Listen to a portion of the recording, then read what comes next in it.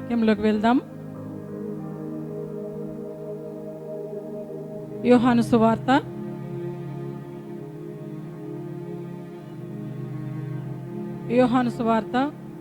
14వ అధ్యాయము.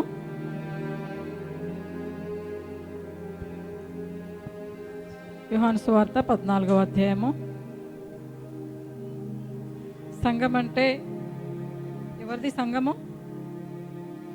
ఇది దేవుని సంఘము. హల్లెలూయా కదా. సంఘం అంటే ఎవరు అనుకుంటారు? ఎవరిది అనుకోను కదా. ఇది ఎవరి సంఘము? సంఘం అంటే ఎవరు? మనందరము కలిస్తేనే సంఘము, క్రీస్తు సంఘము. హల్లెలూయా. మరి సంఘము దేవుని రాకడ కొరకు, మన ప్రియుడైన రక్షకుని కొరకు సిద్ధపడాలంట. హల్లెలూయా. మరి ఈరోజు అందరూ మంచిగా సిద్ధపడి వచ్చిండ్రు. దేనికి సిద్ధపడినరు? ఆరాధనకు సిద్ధపడినరా, లేదంటే దేవుని రాకడ సిద్ధపడినరా? ఆదివారం ఒక్కసారి అంగనే ఆరాధనకు సిద్ధపడి రావడం కాదు, ప్రతి దినం కూడా దేవుని కొరకు సిద్ధపడాలంట. హల్లెలూయా కదా, సిద్ధపడాలి. కాబట్టి ఎంతమంది సిద్ధంగా ఉన్నారు? దేవుడు ఈ దినం ఈ క్షణం వస్తే హల్లెలూయా నేను మరి యేసు నామములో నేను ఎత్తబడతా అనే విశ్వాసంతో ఉన్నవారు ఎంతమంది ఉన్నారు? చాలా మందికి విశ్వాసం ఉండదు కదా. చిన్న శ్రమ రాగానే ఏమవుతారు?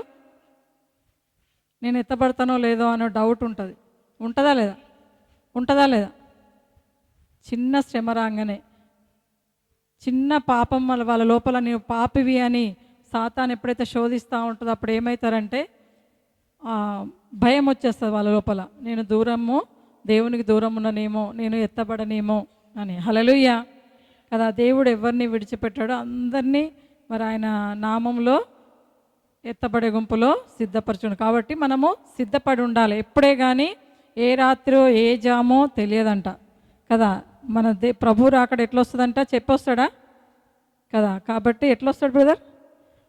దొంగ వాళ్ళు వస్తాడంట. హల్లెలూయా కదా. దొంగ వాళ్ళు ఎందుకు వస్తాడు? యేసు ప్రభు దొంగ కాదు, కానీ మనం దొంగలే రాకపోతే మనం ఇంకా నిద్రపోతులాగా తయారవుతాం. కాబట్టి ఆయన రాకడ ఏ జామో ఏ గడియనో. కాబట్టి ఆయన రాకడకు సూచనలన్నీ నెరవేరుతూ ఉన్నాయి కదా. మరి రకరకాల ప్రళయములు వస్తూ ఉన్నాయి, భూకంపాలు వస్తూ ఉన్నాయి కదా, సునామీలు వస్తూ ఉన్నాయి, ఇంకా యుద్ధాలు జరుగుతూ ఉన్నాయి, యుద్ధ సమాచారములు మనం వింటూ ఉన్నాం. ఇవన్నీ కూడా ప్రభు రాకడకు సూచనలు. కాబట్టి మీరు ధన్యులు. హల్లెలూయా కదా. ఎందుకంటే ఆయన మందిరములో ప్రతి పరిశుద్ధ దినములో మీరు ఆరాధిస్తూ ఉన్నారు. ప్రతి దినము కూడా ప్రభునామమును మీరు స్తుతిస్తూ ఉన్నారు, ఆయన నామాన్ని ఘనపరుస్తూ ఉన్నారు. హల్లెలూయా. అందును బట్టి దేవునికి మనం వందనాలు చెల్లిస్తూ ఉండాలి. కాబట్టి ఇంకా అనేకులు మన వాళ్ళు రక్షణ పొందలే.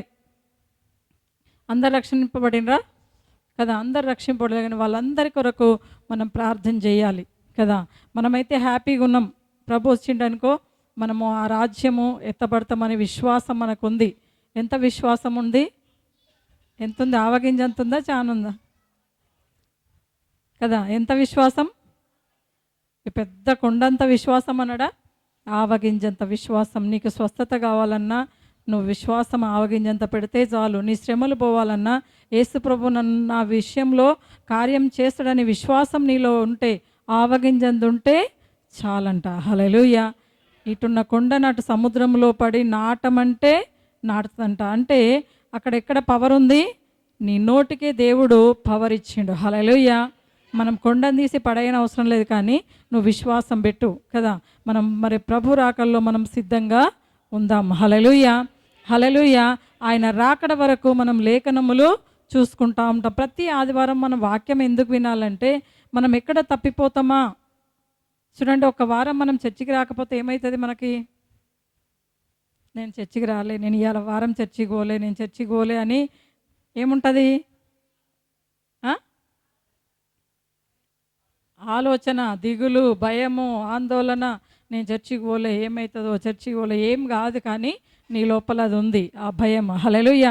ప్రతి వారం చర్చి వెళ్ళామనుకో మళ్ళీ అది కూడా వస్తుంది. ఏమనంటే నేను ప్రతి వారం చర్చికి పోయినా కదా, నాకెందుకు ఈ కష్టాలు వస్తున్నాయి అని కూడా ఉంటుంది. హల్లెలూయా. చూడండి, ఇవి ఈ లోకంలో కష్టాల గురించి కాదు, కానీ మనం నిత్యరాజ్యం కొరకు ప్రభు మనల్ని సిద్ధపరుస్తూ ఉన్నాడు. మనం ఏ ఒక్కరం కూడా తప్పిపోకుండా ఆదివారం నుంచి ఆదివారం వరకు ఒకవేళ దేవుని రాకడుంటే మనం ఎత్తపడడానికి ప్రభు వల్ల తీసుకొని ఆయన కొరకు సిద్ధపడడానికి ప్రభు మనకు సిద్ధపరుస్తూ ఉన్నట్టు. హల్లెలూయా. వాక్యం ద్వారా మనల్ని శుద్ధీకరిస్తూ ఉంటాడు కదా. ప్రార్థన ద్వారా మనల్ని బలపరుస్తూ ఉంటాడు. దేని కొరకంటే నువ్వు బలంగా కావాలి. దేని కొరకు? ఆ నిత్య రాజ్యం కొరకు, ఆ పరలోక పట్టణం కొరకు మనం సిద్ధపడడానికే ప్రతి ఆదివారం కదా. మరి పెళ్లి కూతురు ఎంగేజ్మెంట్ నుంచి పెళ్లి వరకు ఎట్లా సిద్ధపడుతుంది? అన్నీ కొనుక్కుంటుంది. హల్లెలూయా. కొనుక్కుంటుందా లేదా కదా. పేరెంట్స్, బంధువులు అందరూ సహకరిస్తూ ఉంటారు కదా. ఫంక్షన్ హాల్ బుక్ చేసుకుంటారు, కొత్త బట్టలు తెస్తూ ఉంటారు, షాపింగ్ చేస్తారు, జ్యువెలరీ బంగారం కొనుక్కుంటూ ఉంటారు. ఇంకా ఆమెకి ఏది ఇష్టమో అది కొనిస్తూ ఉంటారు కదా, కొనుక్కుంటూ ఉంటుంది. ఆమె సిద్ధపడుతూ ఉంటుంది కదా. మీరు కూడా ఏం చేయాలి? ఎవరి కొరకు? నీకు ఎంగేజ్మెంట్ అయిందా లేదా? ఎంతమందికి ఇక్కడ ఎంగేజ్మెంట్ అయింది చెప్పండి. చాలామంది చేతులు ఎత్తలేరు. అయ్యో అర్థం కాలేదేమో. హల్లెలూయా. అర్థం కాలేదు సిస్టర్ మీకు? నవనీత సిస్టర్ చేతులు ఎత్తలే. హల్లెలూయా.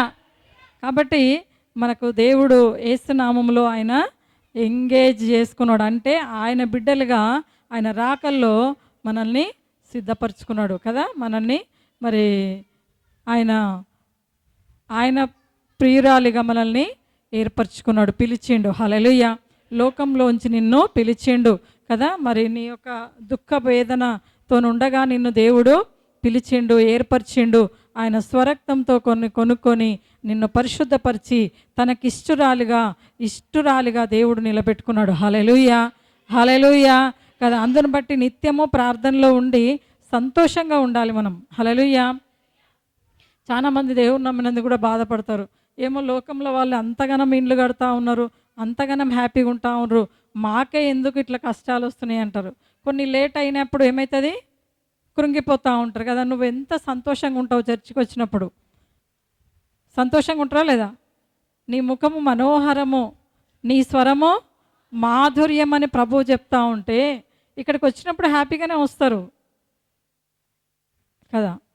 వెళ్ళేటప్పుడు కూడా హ్యాపీగానే వెళ్తారు. స్టార్ట్ అవుతుంది వెళ్ళినాక ఇంకా ఏదో కడుపులో కొంచెం భోజనం వేసుకొని మళ్ళీ స్టార్ట్ లోకంలో మొదలు పెడతా ఉంటారు. ఫోన్లు వస్తాయి, మాటలు వస్తాయి, చుట్టాలు వస్తారు, మనుషులు వస్తారు, పక్క వాళ్ళు వస్తారు, ఇది అది ఇది ఇది కథం ఫుల్ బిజీ. అప్పుడు ఏమవుతుంది? మనము సండే రోజు ఫుల్ అయిపోతాం. తర్వాత ఇంత ఈడ ఒక బెలూన్ పెడదాం, ఈడ ఇప్పుడు పెట్టింది మళ్ళీ వారం వరకు ఏమవుతుంది? ఇంత గాలి అయిపోతుంది, ఇంత అవుతుంది మళ్ళీ. హల్లెలూయా. చూడండి, మన పరిస్థితి అట్లా కావద్దు, మన ఆత్మీయ జీవితాలు అట్లా కావద్దండి. దేవుడు గొప్పవాడు, ఆయన సర్వశక్తి గల దేవుడు. మన విశ్వాసంలో మనం ముందుకు వెళ్ళిపోవాలి, చాలా జాగ్రత్తగా ఉండాలి. కాబట్టి 14వ అధ్యాయంలో చూద్దాం, 6వ వచనం చదవండి. ఏమంటా ఉండు? యేసు దేవుడు చెప్తా ఉన్నాడు, ఈ లోకంలో మన కొరకు యేసు ప్రభు ఈ లోకానికి వచ్చి మన కొరకు రక్తాన్ని కార్చిన దేవాది దేవుడు చెప్తా ఉన్నాడు ఇక్కడ. ఆయన ఏమంటే, యేసు నేనే మార్గమును సత్యమును జీవమును. హల్లెలూయా. నా ద్వారా తప్ప ఎవడును తండ్రి యొద్దకు రాడు. హల్లెలూయా కదా. యేసు ప్రభు ఏమంటా ఉండు? నేనే మార్గము, నేనే మార్గము, నేనే మార్గము. హల్లెలూయా కదా. యేసు ప్రభు మనము ఎవరిని వెంబడిస్తూ ఉన్నామంట? దేవుణ్ణి వెంబడిస్తూ ఉన్నాం కదా. యేసుక్రీస్తు ప్రభుని వెంబడిస్తా, ఆయన మార్గంలో ఉన్నాం మనం అందరం కదా. ఏ మార్గంలో ఉన్నాం? యేసు మార్గం. యేసు అనేది ఒక మార్గం, ఒక పరిశుద్ధమైన మార్గం, ఒక జీవమైన మార్గం, ఒక సత్యమైన మార్గంలో ఉన్నాం కదా. అందుకంటారు యేసు ప్రభు దగ్గరికి, శిష్యుల దగ్గరికి యేసు ప్రభు వెళ్తూ ఉంటాడు. ఏమని అక్కడ మరి సముద్ర తీరంకి వెళ్ళినప్పుడు కదా, మీరు ఎవరిని పట్టారంటే, మీరు నన్ను వెంబడించుడి, నన్ను వెంబడించుడి కదా. ఇక లోకంలో వెంబడించిన కాడికి చాలు, మీరు నన్ను వెంబడించి ఇప్పటి వరకు నుంచి చేపల్ని పట్టింది కానీ ఇప్పుడు ఆత్మలని పట్టండి అంటాడు. హల్లెలూయా కదా. యేసు ప్రభు ఆ వలలు వదిలేసి మరి యేసును వెంబడించిండ్రు, ఆయన మార్గంలో నడిచిండ్రు, సువార్త ప్రకటించిండ్రు. హల్లెలూయా. హల్లెలూయా కదా. మనం యేసుని నమ్మిన ప్రతి ఒక్కరం కూడా అలాంటి వారిగా సువార్తను ప్రకటించాలి కదా. ప్రార్థనను ప్రకటించాలి. ప్రార్థనలో మనము మరి ఇష్టపూర్వకంగా ప్రార్థన చేయాలి, భారం కలిగి. ఎప్పుడైతే దేవుని శక్తి మన మీదకి వచ్చిందో చూడండి, ఆ శిష్యులు దేవుని మాటకు లోబడి ఏం చేసిండ్రు? వెంబడించారు. మనం దేవుని మాటకు లోబడ్డప్పుడు దేవుణ్ణి మనం వెంబడిస్తూ ఉంటాం. హల్లెలూయా.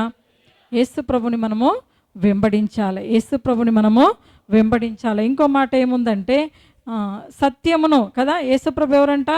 ఆయన సత్యము. హల్లెలూయా కదా. ఎఫెసీలకు రాసిన పత్రికలో ఏముందంటే 6వ అధ్యాయంలో సత్యమనే దట్టిని కట్టుకోవాలి కదా. ఈ లోకంలో ఆయనను వెంబడించాలంటే ఆ దట్టి మనకు ఉండాలి, సువార్త అనే దట్టి మనకు ఉండాలి కదా. ఆ నీతి అనేది మనకు ఉండాలి కదా. సత్యాన్ని మనం బోధిస్తూ వెళ్ళాలి.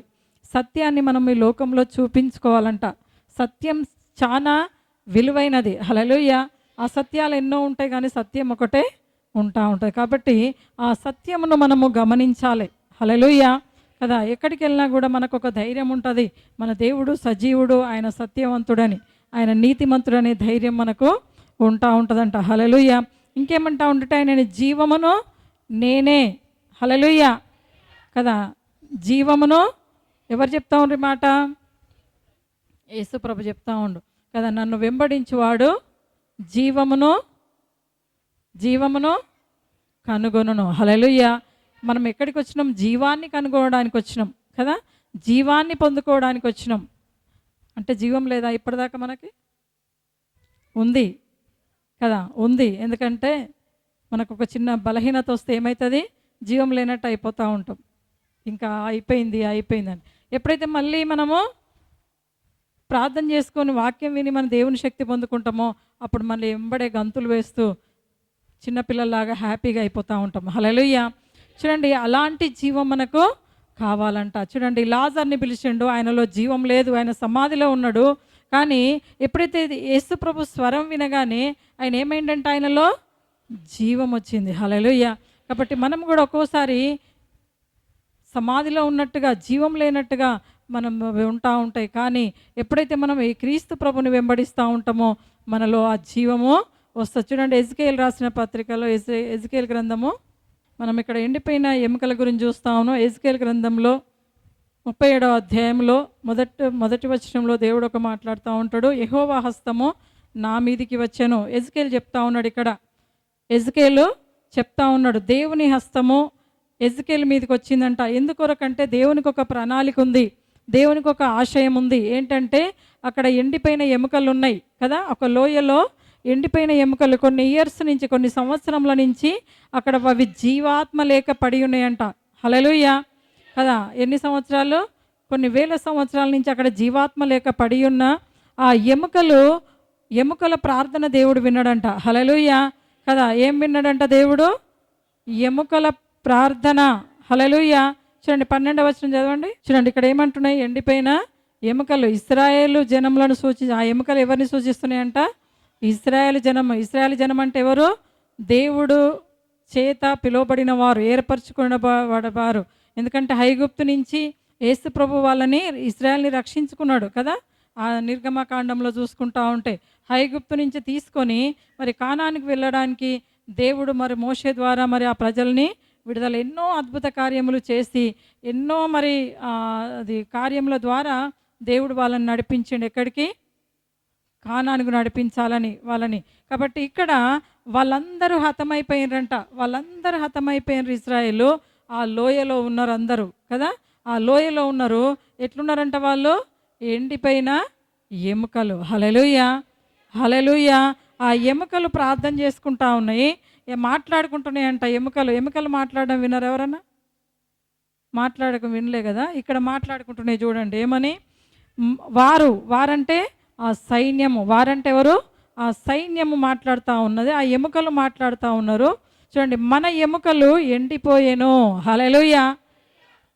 మన ఎముకలు ఎండిపోయేను కదా. ఇంకేమంటా ఉండు? మన ఆశ విఫలమాయను. ఆ సైన్యం మాట్లాడుకుంటూ ఉన్నాయి. ఆ లోయలో ఎండిపోయిన ఎముకలు మాట్లాడుకుంటూ ఉన్నాయి. ఏమనంటే నా ఆశ విఫలమాయను, మనము నాశనమైపోతిమి అని అనుకొనుచున్నారు కదా. ఈ వీళ్ళ మాటలు ఎవరు విన్నారంట? దేవుడు విన్నాడు. హల్లెలూయా. కదా, వాళ్ళ మాటలు కదా. ఇశ్రాయేలు ఐగుప్తు దేశంలో కూడా ఇశ్రాయేలు మూలుగులు కూడా దేవుడు విన్నాడు కదా. ఇక్కడ మాటలు విన్నాడు కదండి. చూడండి, ఆయన బిడ్డలకు ఎలాంటి సమస్యలు వచ్చినా ఆయన వినడానికి సిద్ధంగా ఉండంట. ఆయన వినడానికి సిద్ధంగా ఉండు, వాళ్ళని విడిపించడానికి కూడా సిద్ధంగా ఉండు. ఆ ప్రార్థన విని, ఆ మాటలు విని వెంటనే ప్రభువు ఏమని చెప్తా ఉండంటే ఎజ్కేల్తో మాట్లాడుతూ ఉన్నాడు. ఎజ్కేల్ దగ్గరికి వెళ్ళిండంట. వెళ్ళి ఏమంటాడు, యెహోవా హస్తం నా మీదికి వచ్చాను, నేను ఆత్మవశుడై ఉండగా యెహోవా నన్ను తోడుకొని పోయి ఎముకలలో నిండి ఉన్న యొక్క లోయలో నన్ను దింపెను. హల్లెలూయా. ఈ ఎండిపోయిన ఎముకలు మాటలు విని దేవుడు ఏం చేసిండు? ఆత్మ ద్వారా దేవుడు ఎవరి మీదకి వెళ్ళిండు? ఎజ్కేల్ దగ్గరికి వెళ్ళి ఎజ్కేల్ని తీసుకెళ్ళి ఎక్కడ దింపిండు? ఎండిపోయిన ఎముకల లోయలో దింపెను. హల్లెలూయా, హల్లెలూయా.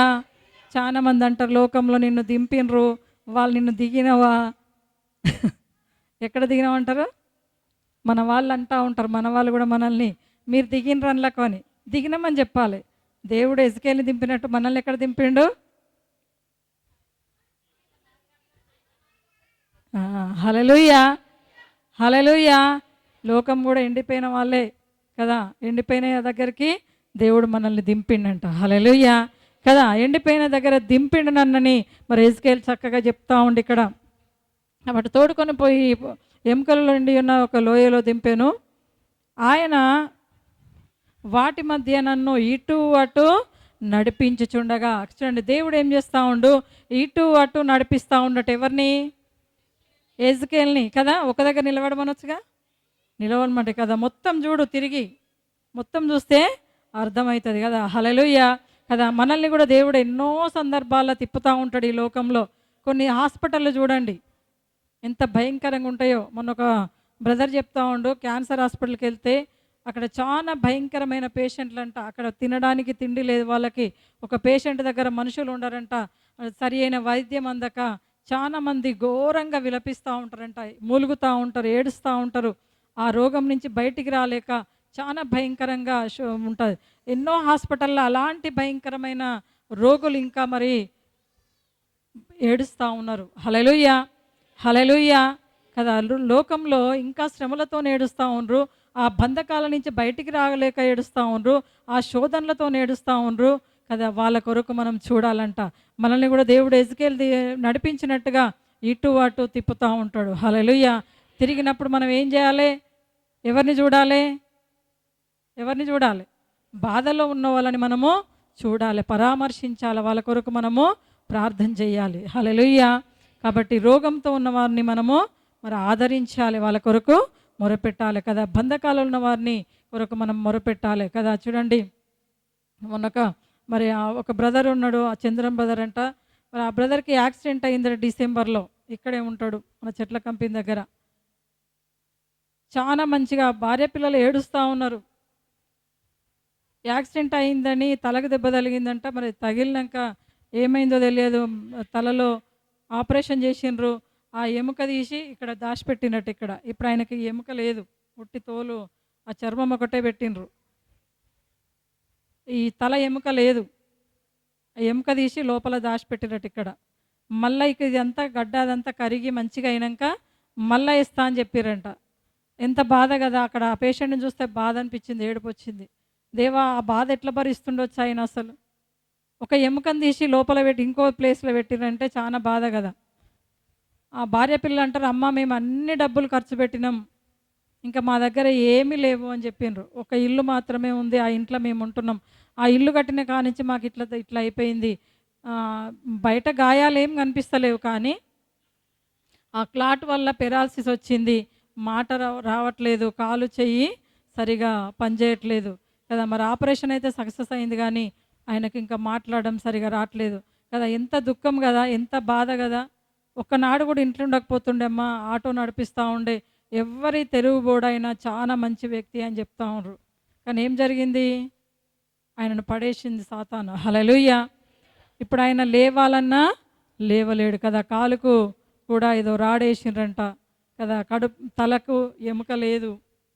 మళ్ళీ ఆపరేషన్ చేసి మళ్ళీ సక్సెస్ అయితే ఈ ఎముక తీసి ఈ బొక్క తీసి ఇక్కడ వేయాలి.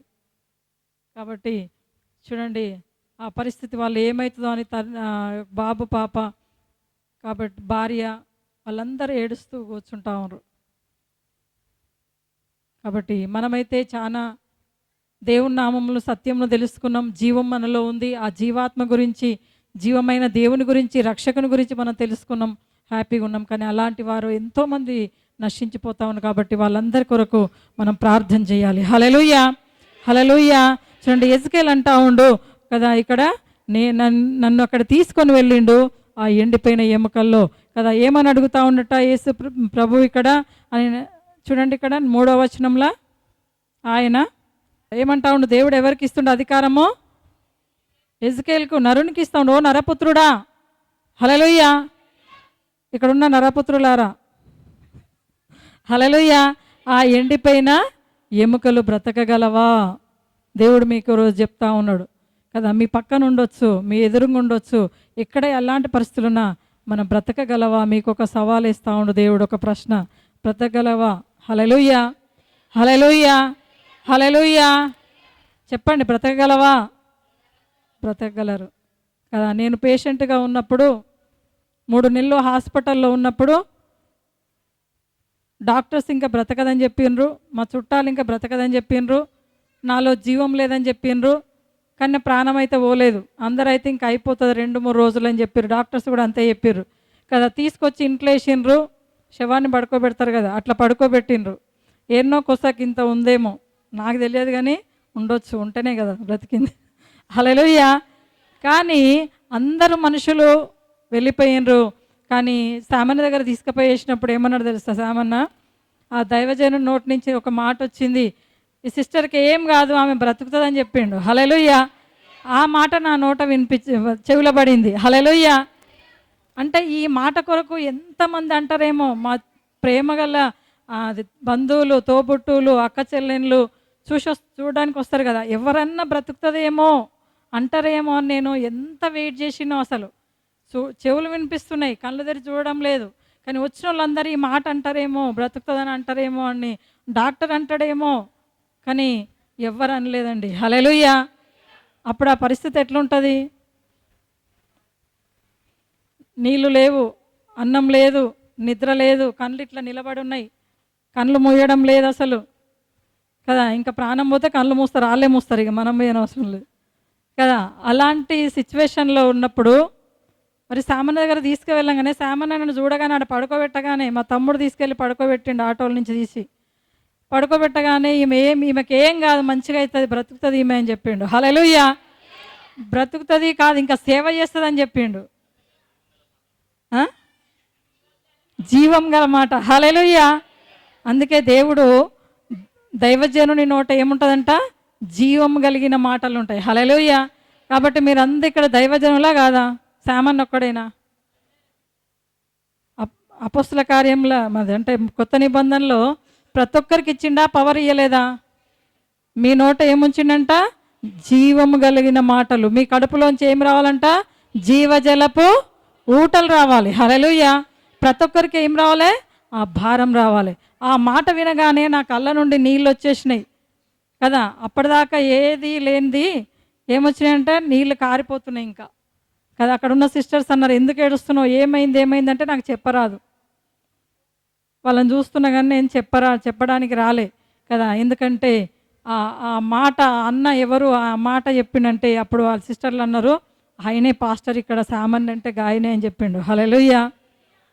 అన్నప్పుడు చాలా ఏడ్చినాయి. నాలో అన్ని రోజులు కుమిలి లోపల బాధ ఎవరికి చెప్పుకోవాలో అర్థం కాలే.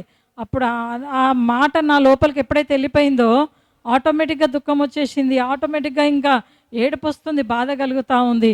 అంటే నాకు ఒక జీవం కలిగిన మాట దొరికింది, ఇంకా నేను బ్రతుకుతా అనుకున్నా. హల్లెలూయా. మరి నాకు ప్రార్థన చేసిండు, ఆ మాట అన్నాడు, పోయిండు, ఇంత అన్నం పట్టుకొని వచ్చిండు ప్లేట్ల, ఏం లేదు, ఉత్త మిరియాల రసమే కదా. ఆ మిరియాల రసం పట్టుకొని వచ్చిండు, లోపలికి పోయి దెబ్బ అన్నం పట్టుకొచ్చి, అన్నం పెట్టుండ్రు ఆమెకు అన్నాడు. ఇదేంటి, నేను ఇన్ని రోజుల నుంచి అన్నమే చూడలే, అన్నమే తినలే, ఇప్పుడు ఆటోమేటిక్గా అన్నం తీసుకొచ్చిండు ఏంటని. చూడండి మరి ఆయన మరి అన్నీ చెప్పిపోయినాక, రోజు చేసినాక మరి అంత అన్నం తినగలిగిన. హల్లెలూయా. జీవం వచ్చింది అప్పుడు నాకు. హల్లెలూయా కదా. శరీరానికి జీవం వచ్చింది, ఆత్మకి జీవం వచ్చింది. హల్లెలూయా కదా. మరి వెంటనే దేవుడు నన్ను నిలబెట్టుకున్నాడు. 3 రోజులకు నేను లేచి నడిచిన. హల్లెలూయా. ఎందుకంటే ఏముంది అక్కడక్కడ? యేసు నామములో ఆ పవర్ ఉంది, ఆయన మాటల్లో శక్తి ఉంది. మరి లేచి నడిచిన కదా. నడిచినాక కూడా నేను ఒకటే అడిగిన, దేవా నేను రక్షింపబడినా నాలాగా ఎంతోమంది నశించిపోతుండ్రు కదా. శామన నన్ను ఎక్కడికంటే ఫస్ట్ నేను బాగైనా 2వ రోజు 3వ రోజు నన్ను ఊరికి పంపించిండు. ఎక్కడికి అంటే రాజపేట దగ్గర బొందుగులో పంపించిండు. ఆ బ్రదరు ఎలాంటి పేషెంట్ అంటే భయంకరమైన పేషెంటు.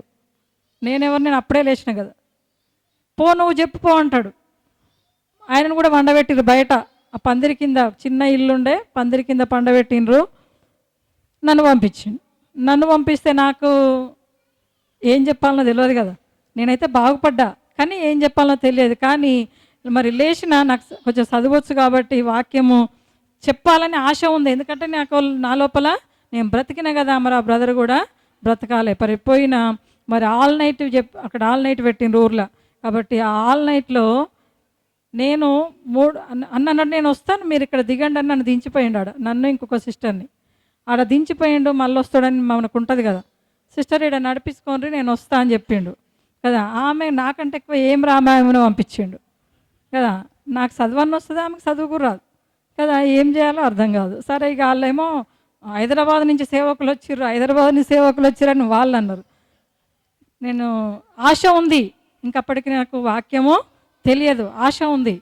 కానీ వాక్యం కొంచెం తెలుసు, అంటే అన్న చెప్పినవి కొంచెం ఏదో గుర్తుపెట్టుకున్నా. కానీ ఆ ఆశతోని నిలబడ్డా. దేవా నాకైతే ఏం తెలియదు. సామాన్ వస్తా అన్నాడు, వస్తలేడు. ఎదురు చూస్తూ ఉన్నాం. 12 అయింది, ఊర్లలో 12 అయింది, ఇంకెక్కువ లేటు కదా. 12 అవుతుంది. అప్పటిదాకా పాటలు పాడినాం, ప్రేయర్ చేసినాం, వర్షిప్ చేసినాం, చెప్పినాం, అన్నీ నడిపించినా.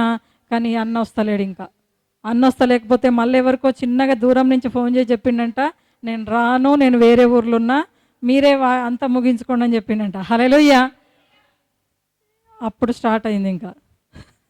హల్లెలూయా. ఏం చెప్పాలి అని. కానీ లేచి నాకు తెలిసినది సాక్ష్యం చెప్పిన ఫస్ట్ కదా. సాక్ష్యం చెప్పి వాక్యం తీసిన.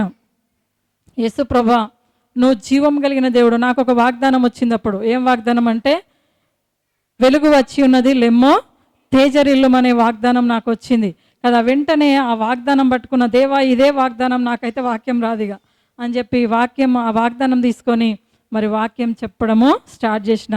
ఎప్పటి వరకు చెప్పినంటే 12 గంటలకు మొదలుకొని 4 గంటల వరకు వాక్యం చెప్పిన. హల్లెలూయా. ఇంకా ఆడ ఎవ్వరు లేరు, అందరు ఊరోళ్ళు. పల్లెటూర్లలో మీటింగ్ పెడితే అందరు వస్తారు కదా. అందరూ పాపము అది కింద దుప్పటి తెచ్చుకొని, సాపలు తెచ్చుకొని, చెద్దర్లు తెచ్చుకొని వచ్చిర్రు ఆల్ నైట్ అని. ఆ బ్రదర్ పాపం అందరినీ ప్రిపేర్ చేసిండు, జయరాజ్ బ్రదర్. అందరు వచ్చిర్రు, అక్కడ చుట్టుపక్కల ఊర్లో కూడా వచ్చిండ్రు కదా. మరి ఇంతమందిలో ఏం చెప్పాలని చెప్పి ప్రార్థన చేసుకున్న, దేవా నేను కాదు చెప్పేది, నా మాటలు నీలో ఉంచి మాట్లాడని చెప్పిన. కాబట్టి మరి శామాన్ని ఎట్లయితే చెప్పినప్పుడు నేను ఎట్లయితే లేచినో నాకు తెలియదు ప్రభా, ఆ పేషెంట్ మరి లేవాలి. హల్లెలూయా. నీ సాక్ష్యం ఇక్కడ, నీ నామం మహిమ పొందాలి ప్రభా అని చెప్పి ప్రార్థన చేసిన. వాక్యం చెప్పిన. ఎన్ని గంటలు చెప్పినా? 3 గంటలు వాక్యం చెప్పిన. ఇంకెవ్వరు లేరు నాకు చెప్పేటోళ్ళాడ, అంటే నా తర్వాత ఎవరు చెప్పేటోళ్ళు లేరు. కాబట్టి 3 గంటలు వాక్యం చెప్పి, హల్లెలూయా.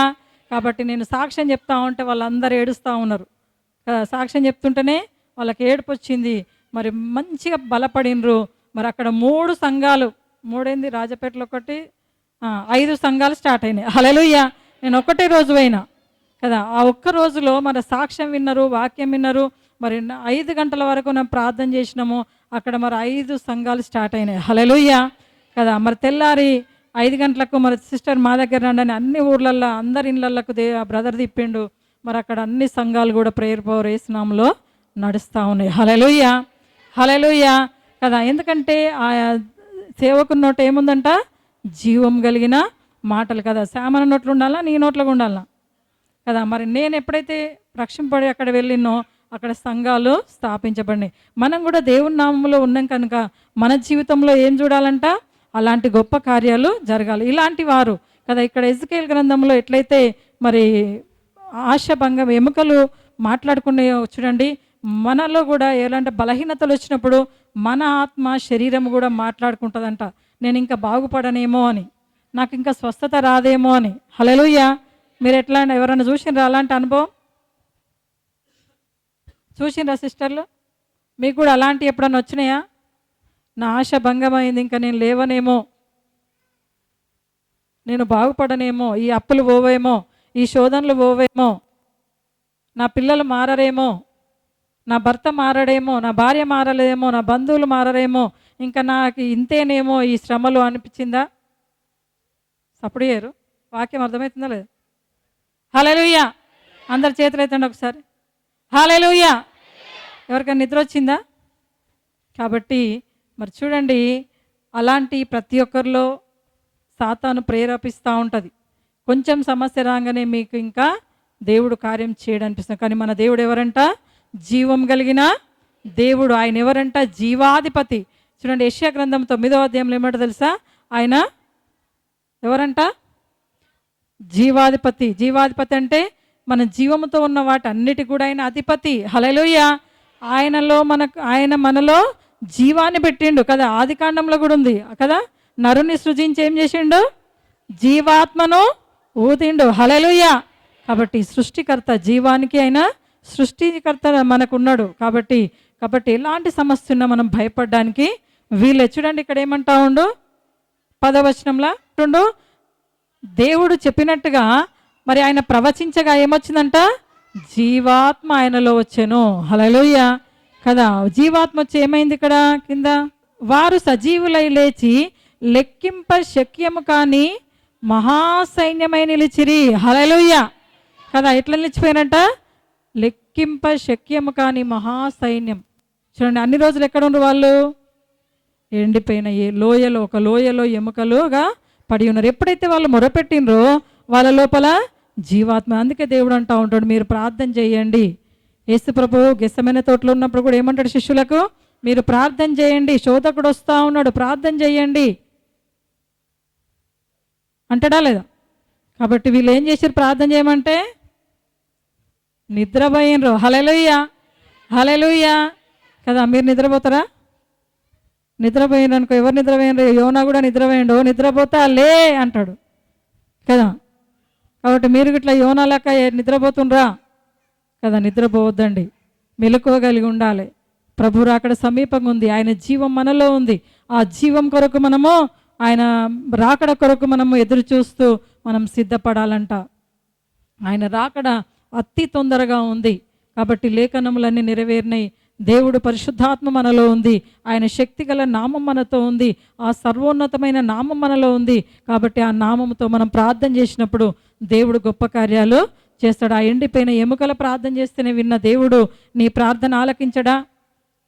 అంటే ప్రార్థన చేస్తలేరు మీరు, ప్రార్థన చెయ్యండి. హల్లెలూయా కదా. చాలా మంది ప్రార్థన సమస్య ఉన్నప్పుడు చేస్తారు కదా. రోజు చేస్తుండ్రా? ఎంతమంది చేస్తారు ఇక్కడ? అన్నీ హ్యాపీగానే ఉన్నాయి కదా, నాకెందుకు ప్రార్థన అంటారేమో. కానీ చేయాలి తప్పకుండా. ఆయన చేసిన మేళ్ళకై కూడా మనం కృతజ్ఞతలు చెల్లిస్తూ ప్రార్థనలు గడపాలి. అనేకుల కొరకు మనం ప్రార్థనలు గడపాలి. ప్రభు ఇక్కడ అదే అంటూ ఉంటాడు. ఇక్కడ మరి ఆ మహాసైన్యమై నిలిచిరంట. కాబట్టి ప్రకటన గ్రంథంలో కూడా ఒక మాట ఉంటుంది తెలుసా? వీళ్ళంతా ఎక్కడి నుంచి వచ్చారంటే భూమి మీద యేసునామములో రక్షింపబడిన వాళ్ళందరూ కదా అక్కడ సైన్యమై ఉన్నారంట, నిలబడారంట. హల్లెలూయా కదా. మనందరం కూడా అక్కడికి మరి ఎత్తబడడానికి, మరి ఆయన పరలోక రాజ్యంలో కూడా మరి ఆయన ప్రభు దగ్గర మనం నిలబడబోతా ఉన్నాం. హల్లెలూయా. కాబట్టి ఆయన మన మీద మంచి సాక్ష్యం పలకాలంటే భూమి మీద మన జీవితంలో పరీక్షించుకుంటూ మన ఎలాంటి సమస్యలు వచ్చినా, శోధనలు వచ్చినా ప్రార్థనతో జయిస్తూ మరి ఆ జీవం కలిగిన మార్గంలో ఆయన నామంలో మనం ఉన్నాం కనుక ఎలాంటి సమస్యలు వచ్చినా మనం ఏం చేస్తుండాలి? విశ్వాసంలో, ప్రార్థనలో ముందుకు వెళుతూ ఉండాలంట. హల్లెలూయా. హల్లెలూయా. కాబట్టి ఆ ఊర్లో మరి ఆ బ్రదర్ ఇప్పటికి కూడా అంటాడు కదా, మరి 5 సంఘాలు ఇప్పటికి నడుస్తూ ఉన్నాయి మంచిగా చక్కగా. కాబట్టి నేను నాలో జీవం లేదనుకున్నా కానీ దేవుడు ఇచ్చిండా లేదా? ఇప్పటికి నేను ఉన్నానా లేదా? హల్లెలూయా కదా. 98 నుంచి మరి ఆ రోజు నుంచి కూడా నేను రోషం కలిగి, దేవా నా పిల్లలు చిన్నగా ఉన్నా కూడా వాళ్ళ పోషణ కొరకు నేను ఏం బాధపడలేదు. దేవుడు ఏమన్నాడు?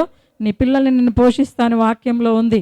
నేను సంరక్షిస్తా, నీ పిల్లల్ని నేను మరి సంరక్షిస్తానుంది. కాబట్టి ఆ వాక్యం పట్టుకొని దేవుడు సంరక్షిస్తాడు, ఆయనే పోషిస్తాడని చెప్పి మరి నేను సేవలోకి వచ్చిన. హల్లెలూయా. మరి ఇన్ని సంవత్సరాల సేవలో కూడా ఎలాంటి ఇబ్బందులు మాకు దేవుడు కలగజేయలే. హల్లెలూయా. కానీ శ్రమలు వచ్చినాయి, కొన్ని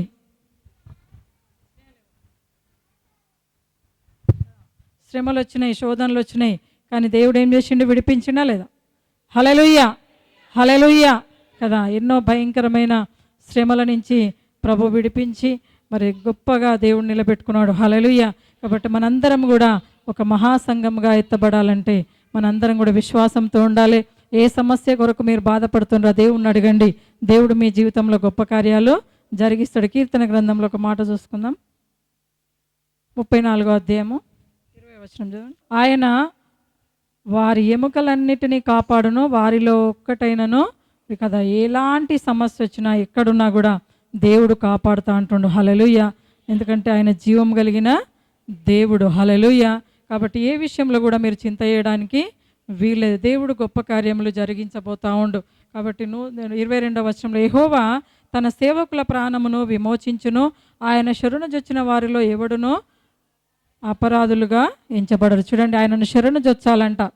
అంటే నీవు శరణని ఆయనకి ఎప్పుడైతే మనం శరణు చూస్తామో ఆయన అపరాధులుగా ఎంచాడు. ఎలాంటి సమస్యలున్నా, పాపములున్నా, శోధనలున్నా ఆయన క్షమించి మనకు విడుదలిచ్చి సంతోషాన్ని ఇస్తాడు.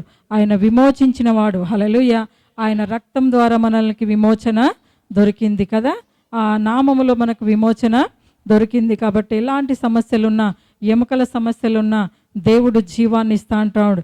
ఎండిపోయిన సమస్యలున్నా దేవుడు జీవాన్ని ఇవ్వడానికి సిద్ధంగా ఉండు. హల్లెలూయా, హల్లెలూయా కదా. ఈ రోజులలో ప్రతి ఒక్కరు ఎముకలు ఎట్లున్నాయి? చాలా బలంగా ఉన్నాయి కదా. హల్లెలూయా, హల్లెలూయా కదా. చాలా బలంగా ఉన్నాయి కదా, బలవంతులే కదా. యేసుని ప్రజలు బలవంతులు, వెంబడించు వారు శక్తిమంతులు. యేసుని ప్రజలు బలవంతులు, వెంబడించు వారు శక్తిమంతులు. లేవనెత్తెను, చెడిన వారిని చీరదీసెను, పడిన వారిని లేవనెత్తెను, చెడిన వారిని చీరదీసెను. సంతోషముతో ఆరాధించుచు, ఆనందముతో ఆరాధించుచు, యేసుని ప్రేమలో సాగెదం, యేసుని ప్రేమలో సాగెదం. యేసుని ప్రజలు బలవంతులు, వెంబడించు వారు శక్తిమంతులు. యేసుని ప్రజలు బలవంతులు, వెంబడించు వారు శక్తిమంతులు. కుంటి వారికి నడకనిచ్చెను, త్రుటి వారికి చూపునిచ్చెను, కుంటి వారికి నడకనిచ్చెను, వారికి చూపునిచ్చెను. సంతోషముతో గంతులు వేయు, సంతోషముతో గంతులు వేయు, యేసుని ప్రేమలో సాగెదం, యేసుని ప్రేమలో సాగెదం. యేసుని ప్రజలు బలవంతులు, వెంబడించు వారు శక్తిమంతులు. యేసుని ప్రజలు బలవంతులు, వెంబడించు వారు శక్తిమంతులు. హల్లెలూయా, హల్లెలూయా, హల్లెలూయా కదా. మీరు ఎవరి ప్రజలంట? యేసుని ప్రజలు. మీరు ఎవరంట? బలవంతులు. హల్లెలూయా కదా. అందరిలో బలం ఉందా లేదా? నేను యేసునామములో బలవంతునని చెప్పండి అందరూ కదా. నేను యేసునామములో శక్తిమంతులని చెప్పండి. హల్లెలూయా కదా. నీ ఎముకల్లో జీవం ఉంది, ఆయన శక్తి ఉంది. హల్లెలూయా. ఎలాంటి సమస్య వచ్చినా మనం పరిగెత్తుతూ ముందుకు వెళ్ళాలంట. దేవుడు మీ జీవితంలో గొప్ప కార్యాలు చేస్తాడు కదా. ప్రతి ఒక్కరం కూడా విశ్వాసంతో ముందుకు సాగిపోవాలి. జీవములో మనం ఉన్నాం కదా. ఎలాంటి సమస్యకు భయపడడానికి యేసుప్రభు అంటాడు, నేనే సత్యమును జీవమును మార్గమును. కాబట్టి ఆయన జీవాన్ని తీసుకొని సత్యంలో మార్గంలో మనము వెళుతూ ఉండాలి యేసు నామములో. హల్లెలూయా, హల్లెలూయా, హల్లెలూయా కదా. నేను ఆ ఊరికి వెళ్ళినాక ఆ బ్రదర్ పేషెంట్ గురించి చెప్పలే కదా. ఆ పేషెంట్ మరి మేము ప్రార్థన చేసి వచ్చినాక ఆయన మంచిగా దినదినం మంచి బాగుపడ్డాడు. ఆయన మరి కొన్ని సంవత్సరాలు మంచిగా జీవించున్నాడు, రక్షణ పొందుకుండు. వాళ్ళ భార్య పిల్లలు ఇక్కడ చిలకనగర్లోనే ఉంటారు. హల్లెలూయా. ఆయన మంచిగా అయిపోయిండు. మరి అక్కడ చుట్టుపక్కల ఊర్లందరూ కూడా తెలుసుకున్నారు యేసు ప్రభుని. హల్లెలూయా. చూడండి, మనుషులకు సాక్ష్యాలు అవసరం కదా, జీవం కలిగిన మాటలు అవసరం. కాబట్టి ఆ జీవం కలిగిన మాట కొరకు మనం స్తుతిద్దాం, ప్రార్థన చేద్దాం. ఆయన నామంలో మనం పరిగెత్తేవారిగా ఉండాలి. హల్లెలూయా కదా, నడిచేవారి కాదు, పరిగెత్తాలి. ఇప్పుడు సువార్త మరి ఎట్లుండాలంట, ప్రార్థన సువార్త పరిగెత్తేవారిగా ఉండాలి కదా. మనం అలాంటి వారి కొరకు మనం మొరపెట్టాలి. దేవుడు ఇంకా గొప్ప కార్యాలు జరిగిస్తాడు మన ప్రభుత్వాల కొరకు, నాయకుల కొరకు. కాబట్టి చట్టాల కొరకు కూడా మనం ప్రార్థన చేస్తూ ఉండాలి. హల్లెలూయా కదా. నశించిపోయే వారి కొరకు మనం ప్రార్థన చేస్తుండాలి. ఆ నిత్య జీవంలోకి వెళ్ళే వరకు కూడా మనం ప్రార్థనలో మనం అందరినీ మరి జ్ఞాపకం చేసుకోవాలంట. హల్లెలూయా, హల్లెలూయా, హల్లెలూయా కదా. 34లో ఇంకొక మాట చూసుకుందాం. 17వ వచనంలో, నీతిమంతులు మొరపెట్టగా యెహోవా ఆలకించును, వారి శ్రమలన్నిటిలో నుండి వారిని విడిపించును కదా. మరి ఇక్కడ అందరూ నీతిమంతులా కాదా? ఇక్కడ ఉన్నోళ్ళు నీతిమంతులా కాదా? ఎంతమంది నీతిమంతుల చేతులు లేపండి. హల్లెలూయా కదా. మీ ప్రార్థనలన్నీ దేవుడు వినుగాక, దేవుడు ఆలకించునుగాక. మీకున్న శ్రమలన్నిటిని దేవుడు విడిపించునుగాక. దేవుడు మాటలు దీవించునుగాక. ఆమేన్.